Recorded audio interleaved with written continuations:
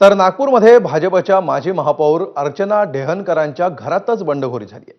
भाजपने उमेदवारी नाकारल्यामुळे अर्चना डेहनकर यांचे पती विनायक डेहनकर यांनी अपक्ष उमेदवारी अर्ज दाखल केला। या बंडखोरीनंतर अर्चना यांनी पतीची समजूत काढण्याचा प्रयत्न केला, तरीही विनायक डेहनकर हे उमेदवारीवर ठाम आहेत। त्यामुळे नाराज झालेल्या अर्चना यांनी थेट माहेरी जाण्याचा पर्याय निवडला। जोपर्यंत पती अर्ज माघारी घेत नाहीत तोपर्यंत सासरी परतणार नाही अशी भूमिका अर्चना डेहनकर यांनी घेतली आहे। जर पतीने अर्ज मागे घेतला नाही तर भाजपच्या इतर उमेदवारांचा प्रचार करेन, पण पतीचा प्रचार करणार नाही अशी भूमिका अर्चना यांनी घेतली आहे।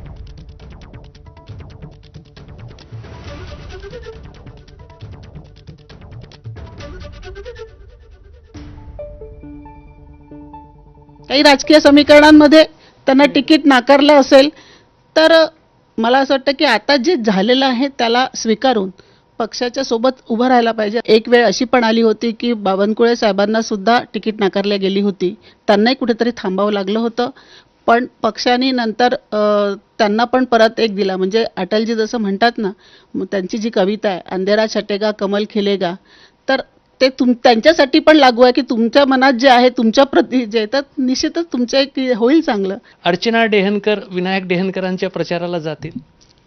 हे बघा, आज फॉर्म भरल्यानंतरचा माझा हा निर्णय आहे, तर निश्चितच तेव्हा पण मी त्यांच्यासोबत नसेल। त्या रागाने निघून नाही गेल्या। मी घरी यायचो तर त्यांचा एकच प्रश्न असायचा की तुम्ही उमेदवारी अर्ज मागे घ्या। हे वारंवार त्यांचा एकच शब्द असायचा की माझ्या पुढे म्हणजे प्रश्न आहे, मी पक्षाचं काम करणार आणि तुम्ही उमेदवारी म्हणजे अपक्षाचा इथे झेंडा लावाल तुम्ही, तर माझी अडचण होईल। मी त्यांना एक सल्ला दिला की ठीक आहे, निवडणुकीपर्यंत तुम्ही आपल्या भावाकडे राहा, त्यानंतर या तिकडे जाऊन कुठेही प्रचार करा, पक्षाचा प्रचार करा। पक्षाने दिली असं तुम्हाला जबाबदारी तर तुम्ही ती जबाबदारी पार पाडा। मी पक्षाच्या विरोधात तिथे निवडणूक लढवणार ही माझी ठाम भूमिका आहे आणि मी मागे हटणार नाही। काही झालं तर तुम्ही बंडखोरी वापस घेणार नाही? अजिबात नाही, काही झालं तरी नाही घेणार। तर पुण्यामध्ये भाजपच्या उमेदवार पूजा जाधव यांनी अखेर